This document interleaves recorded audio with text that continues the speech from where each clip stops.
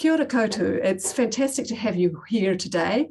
I'm Bridget Romains from Mobile Relocation. We work with businesses in New Zealand who are recruiting offshore. We run relocation and resettlement programs to get their people up and running effectively and quickly here in New Zealand.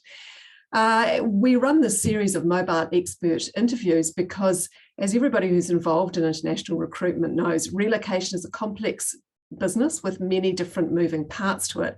And there are lots of experts that we work with who can share their information, which is essential to us getting that talent that we need into the country. So today I'd like to welcome the wonderful Rachael Mason from Lane Neave. Rachael is a specialist immigration partner at Lane Neave. She leads their immigration practice, and she has a wealth of knowledge and experience working with New Zealand and international businesses over a number of years through the many permutations of the New Zealand visa system. So thank you for joining us today, Rachael. Thanks, Bridget. Kia ora, everybody. I last spoke to Rachael actually in the midst of COVID. We were talking about demystifying border exceptions and critical purpose visas. That's all gone now. Rachael was an expert in that area, and she is now an expert in the brand new visa system, which we're going to talk about today. So it's been a few months since AEWV, the new visa system, was launched back in July. Can you set the scene in terms of the system and how it works for employers as it's evolved over the last few months, Rachael?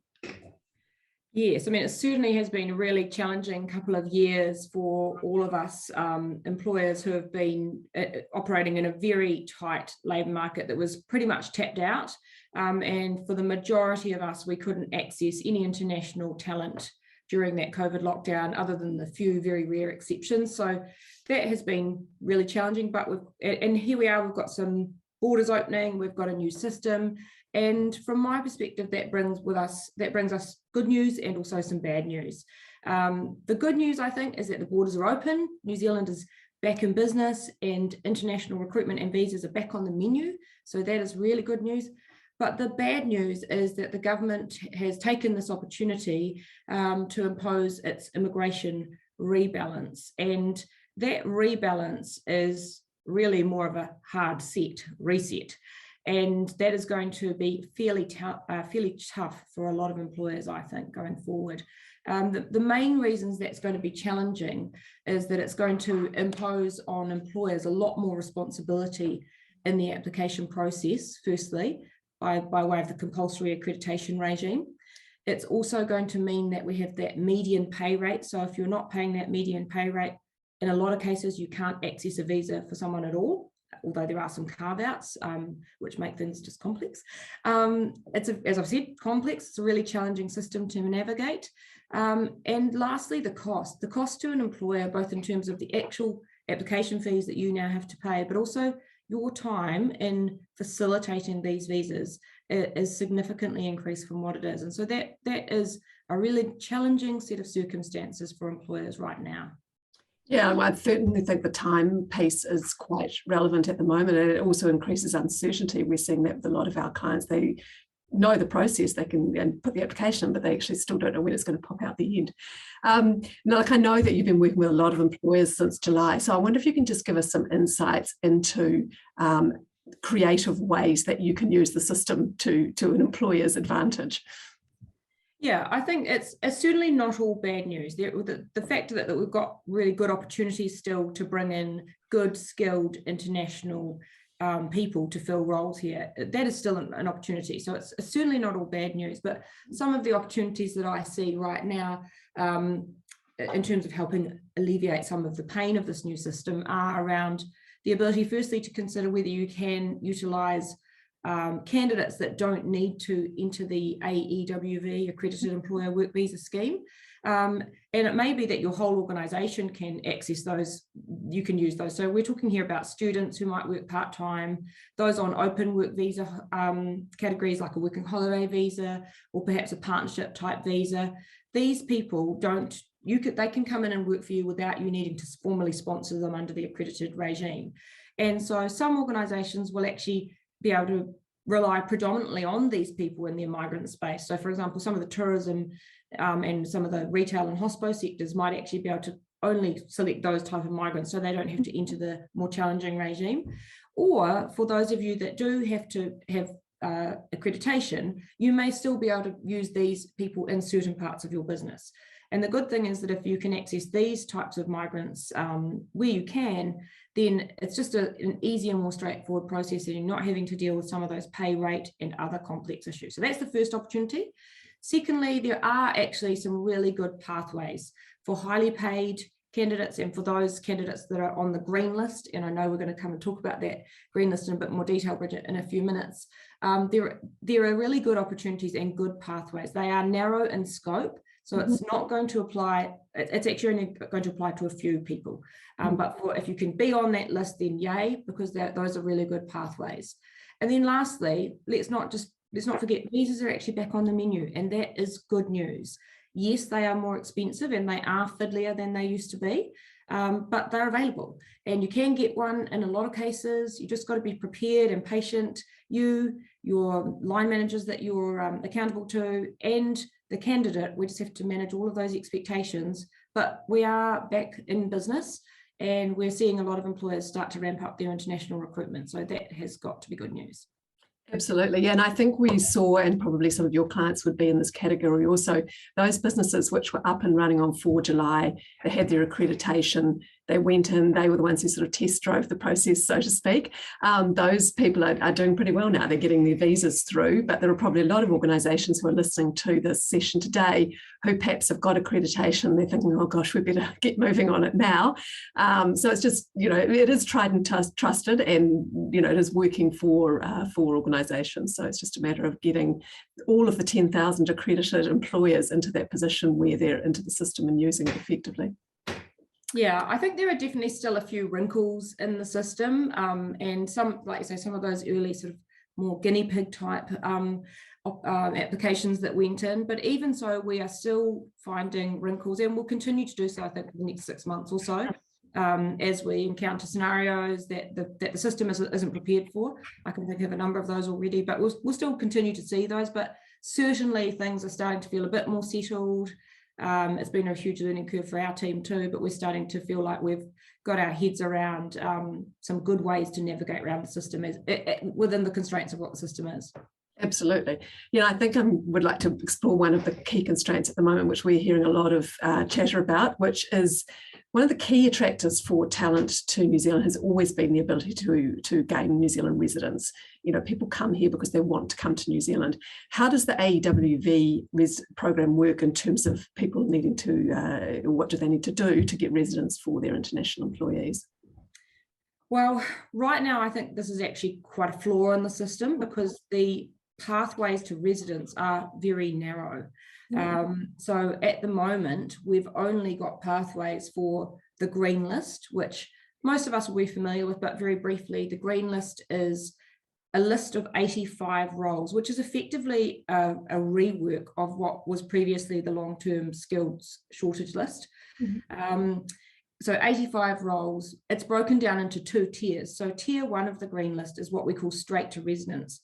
These people can actually apply for residence right off the bat with a job offer if they're in one of those roles and have the qualifications.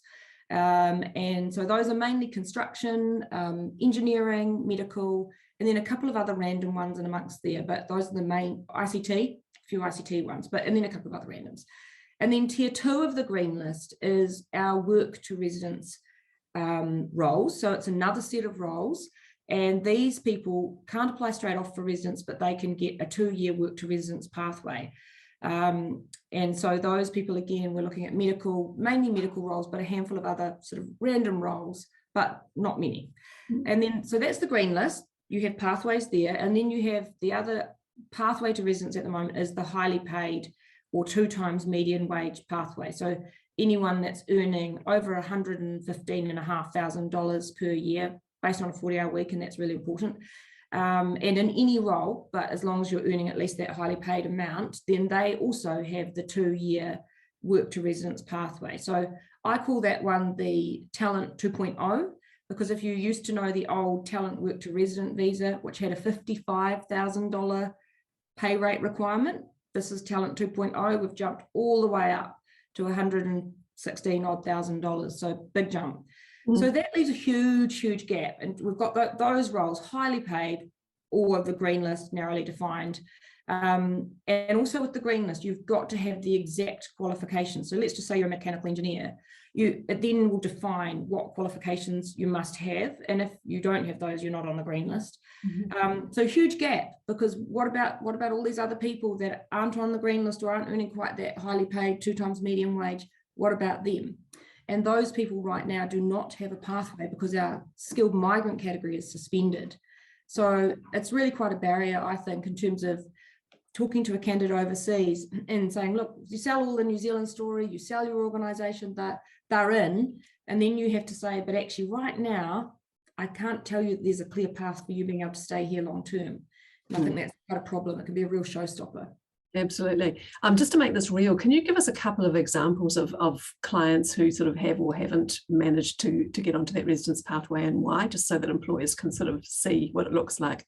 Yeah, so a lot of our clients that we've been working with, for example, in the engineering space, there are a lot of engineering roles. And so I think the engineering firms have initially thought, yay, we've got this great green list.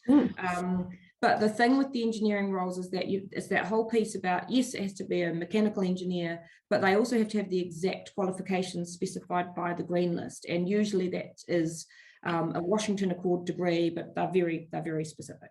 And so what could commonly happen, particularly with intermediate type roles, let's say it's a mechanical engineer, intermediate role, it might pay around 85 to 100,000, and that person might be really skilled and have good experience as an intermediate, but they didn't get a Washington Accord degree, so they don't tick those exact boxes on the green list. So that person will still be able to get a visa, but they're not green list, so they don't have straight to residence. They're not highly paid, so they don't have the 2-year work to residence. So they're getting just a normal accredited employer work visa. You're going to have to labour market test it. That won't be an issue probably, because you'll clearly be able to show that there's a shortage of those types of people, but they don't have that pathway. And importantly, from January onwards, their partner will not be able to get an open work visa. So that makes it really quite tricky. And I guess that's on the green list role, but equally you can see how that would apply to managers across various industries, not green list and not quite at that high threshold of 115,000. So the same will apply. They could be really well qualified, but they're still not going to have a pathway at the moment. Yes, you'll get them a visa, and that's a good start.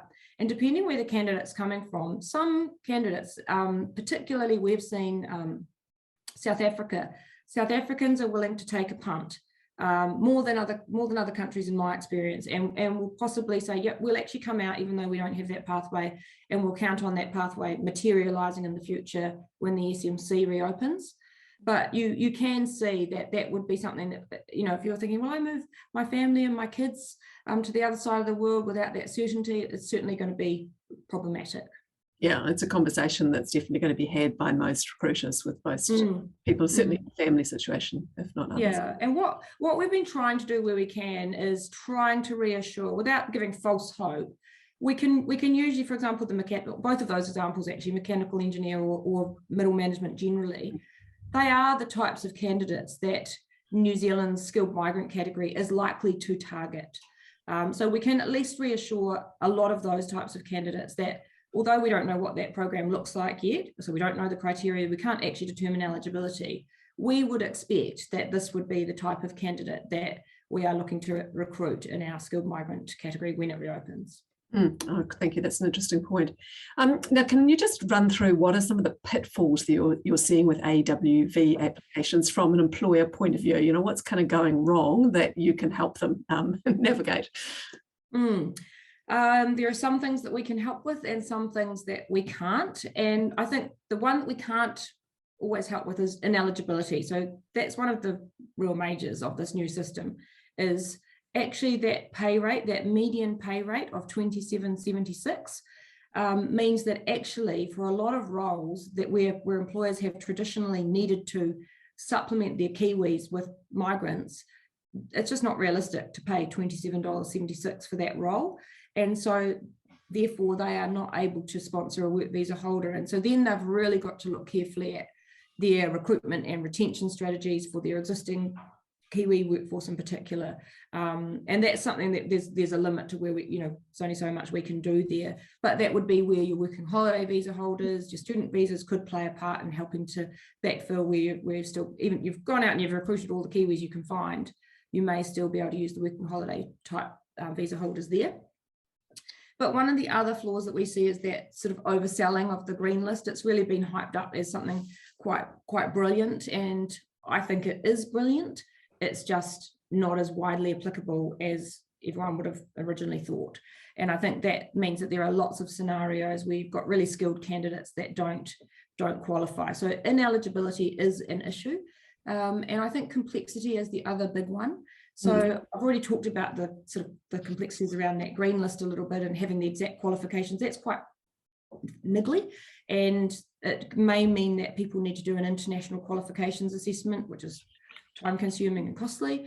But also I just wanted to mention the sort of complexity of the system itself. And I'm sure that lots of the employers listening in today have had a go at this, or they've got a lawyer or advisor who they're working with on it. And you will be discovering that even with good knowledge and understanding, it's actually a complex system to navigate. There are now 2 stages to our system. So we've got that job check system, which it's anticipated the employer will do that, and then the migrant check stage, and it's anticipated that the migrant will do that piece. And INZ sees those as 2 distinct pieces, but the reality is they are absolutely intrinsically linked, and you will run into trouble in a lot of cases if you try to treat them separately. And by trouble, I mean leading to an application being declined. And the main reason for that is that there's really strong interplay between the advertising that you do for the role, the ANZCO classification of the role, and we've all had to not worry about ANZCO for a couple of years, which has been great, but ANZCO is now back in the thick of it, and ANZCO is complicated and difficult. We've actually had some very challenging ANZCO issues just in the last few weeks here, just around, is it green list, what's the ANZCO? It can be fiddly. And then lastly, the profile of the candidate. So the interplay between those 3 things will actually make or break an application. And if I give you a bit of an example of that, let's just say that we've got a retail manager we're wanting to hire. So ANZCO says for retail manager that you need at least 3 years of relevant experience or a diploma level qualification. And in your ad, you say we're going to pay around $60,000 to $65,000 for our retail manager. So you do your job check, and then you go, you get your job check. That's great. You give it to the migrant, and they go off and they are going to do their migrant check on their own. But you don't clock that in the meantime, your candidate, although they had 3 years of relevant experience, they weren't able to get all the paperwork for that, and it's not possible. So they only can produce 2.5 years of paperwork. Or perhaps they were actually really qualified, more than the 3 years, and they negotiated, and you'd said in your ad up to 65,000, but they negotiated 70 because they had a lot more experience. And so when that comes to migrant check stage, that disconnect between what we said in our job check and the reality of our migrant will lead to a decline. And so that is something that that just to demonstrate really that absolute link between the 2 between the 2 stages, and not trying to just separate them. And I guess the other thing that we're seeing a lot of is remuneration calculation. So some of our, there's a heavy emphasis on the pay rate. Some of the green list roles have pay rates on them, and we've got that 2 times median wage. And so how you calculate pay rate and what your employment agreement says about that can be make or break. And as it stands, the majority of salaried employment agreements in New Zealand, the way that they are typically written, doesn't fit within this program and causes a few headaches. So again, knowing what you're doing there, oops, the lights have gone out, knowing what you're doing there so that you can successfully get the first visa, the work visa, but also be able to have a clear pathway through to residence, because what you set up in the work visa could actually break a future residence application. So that's really important too, just knowing what they are. The last thing that I'd say about sort of some of these pitfalls is that whole ineligibility of partners. So if you're doing visa applications, or you're even thinking about it, get them in before Christmas, because they can still bring a partner. But after Christmas, in the new year, we have such a narrow ability for partners to get an open work visa. They can come as a visitor, and they can qualify in their own right for accredited employer work visa, but that's actually more difficult now. And a lot of employers are quite reluctant, unless it's a really skilled role. Let's just say it's a role that pays 25, 26, and they don't need a migrant. They're going to say, well, why would I enter this regime, pay all these fees to recruit a migrant when I might be able to get someone and not have to pay out all these application fees. So again, if you put that together with in a number of cases, no pathway to residence, you've got quite a barrier to international recruitment. So these are the sorts of things that we're seeing employers struggling with and frustrated with. So I reiterate, if you are just thinking about recruiting in the new year and you can bring it forward and get an application in pre-Christmas, I would recommend that. Yeah, we're having these conversations with a lot of employers at the moment, because that whole spouse employment thing is so important to many families' decision coming to New Zealand, and it's just a time factor. Get it done before the end of the year, and then you've removed that problem. You've got more chance of your new employee and their family sticking in New Zealand if the partner is able to work. So yeah, move ahead with it, I'd say. So Rachel, what are some of the tips you would like to give employers that can help them with the visa process and some of the challenges and pitfalls that you've outlined? Tell us the good news. I think that's what I was going to say. I think there are still some good things that you can do, and I've still got some tips that I think will be of use and are positive. It is a challenging environment, but there are definitely still some really good opportunities and some things that you can do as employers to smooth the process and make it just that little bit easier. So my first tip, and it sounds a little bit cheeky, it sounds like I'm fishing for work, but quite honestly, get good advice. And even if you use that good advice just to get yourself knowledgeable on how the system works, my view is that you really will get your money's worth out of getting good advice, because two parts to that. Firstly, having a really good understanding of the system and how it works and what are the eligibility criteria. For example, if you're an engineering firm, like really getting to understand the green list and how it works and how it doesn't work will be hugely beneficial in terms of your workforce planning and your sort of strategy around your international recruitment and who you're going to target. Maybe you're going to decide, actually, we're going to use Washington Accord as a screening factor that we wouldn't have previously used, just to help make this easier for us. So get good advice so that you understand how the system works within the context of your business. If you're a retailer and you know that for lots of roles that we previously had migrants and you can't now pay the $27.76, then you can planning for that and knowing where the gaps are going to be, and then being able to make a strategy around how you're going to deal with that is going to be really beneficial. So that sort of general overarching knowledge of the system will be hugely a really worthwhile investment. And then the second thing is in relation to specific cases, because what we're seeing is that a lot of the cases we're dealing with, there are actually, particularly if it is on or around the green list, that's where it's actually really complicated, or on or around the 115,000. If you've got someone that's only on 85,000 and they're nowhere near the green list, then we know that that's an accredited employer work visa. It has its own complexities that I mentioned around ANZCO, etc. But they're slightly more straightforward. But if you've got people that might have a path to residence and you can lock that in now, then getting that good advice in relation to that case and what's the pathway that we're going to follow for that person will actually be really worthwhile. So that's the first one, is get some good advice. The second one is in relation to the job check.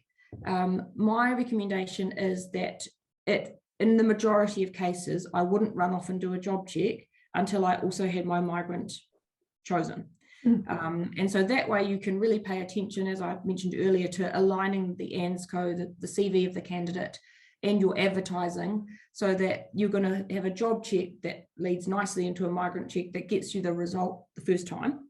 And so, but also if you have got a migrant already and you've done some advertising, and then you think it's not right, it's not going to work, don't be shy to redo your labour market testing. We frequently advise employers to do that, and it's worthwhile to redo it and get it right, to have that nice flow through that we've talked about, rather than put in a migrant or a job check, incur the costs, and then find out that it's not going to work. You will have incurred the cost and you would have had a massive time delay by the time you work that out. So redoing the labour market testing might just actually be really important if you're not sure it's going to align. And bear in mind that most often you'll think it's all gone fine because the job check, because that's standalone and not related to a person, it will be unusual for that to get declined.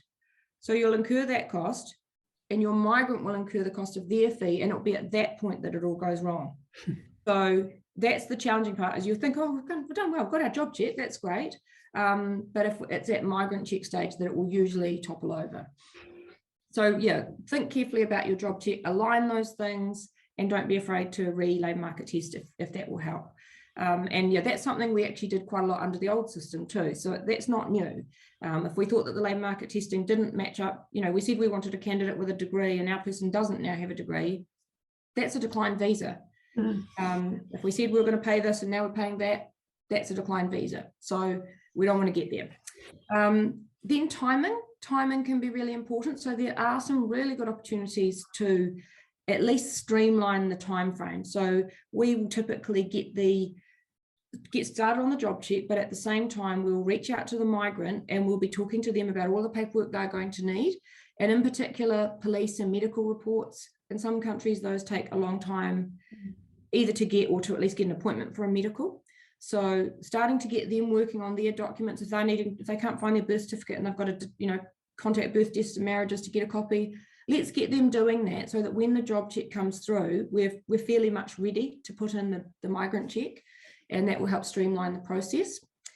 And then the last thing is having a really clear understanding of your obligations as an accredited employer. And this is something that we've seen a lot of, that a lot of accredited employers, the application for accreditation was filled in by an HR manager or a business owner who may not have fully understood all of the obligations that go with that.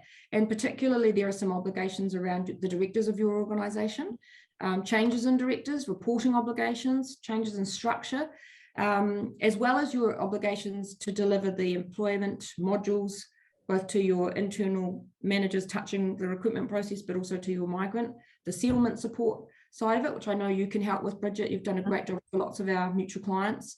And then also the reporting around non-compliance. And just to touch on that in a little bit more detail, Immigration New Zealand have now clarified that even relatively minor non-compliance issues, which I would see on a weekly basis, they are expecting employers to report those. So some examples of that would be something like a person's visa expired and you didn't register it, so you let them keep working for a week or two, and then you realise that they hadn't got their visa had expired. They would that is actually illegal employment and a breach of the Immigration Act, and they will expect a disclosure there. Another common one we see is the visa expired, but they got an interim visa, so you thought it was all fine, but you hadn't clearly understood the interim visa implications, because those interim visas are very difficult to read and understand. So you've actually had them working, but their interim visa only had visitor visa conditions, so they weren't able to work.